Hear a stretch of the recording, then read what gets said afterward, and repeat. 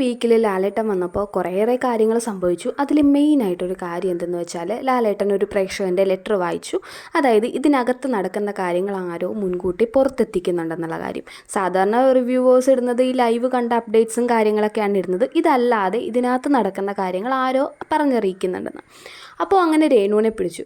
രേണു ചെയ്ത പരിപാടി എന്തെന്ന് വെച്ചാൽ രേണു ഈ ഹൗസിലോട്ട് കയറുന്നതിന് മുമ്പേ രേണു തീരുമാനിച്ചിട്ടുണ്ടായിരുന്നു ഞാൻ എലിമിനേഷൻ ലിസ്റ്റിൽ വരും എന്നുള്ളത്.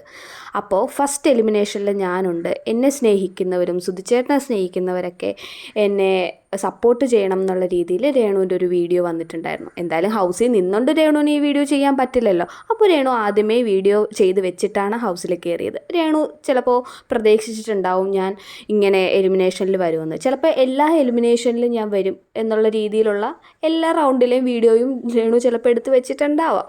പക്ഷേ രേണു ചെയ്ത കാര്യം എന്നു പറഞ്ഞാൽ ഇത്രയും നാൾ നമുക്ക് രേണുവിനെ സപ്പോർട്ട് ചെയ്യാമായിരുന്നു. ഇത് വളരെ തെറ്റായിട്ടുള്ളൊരു കാര്യമായിപ്പോയി രേണു ചെയ്തത്.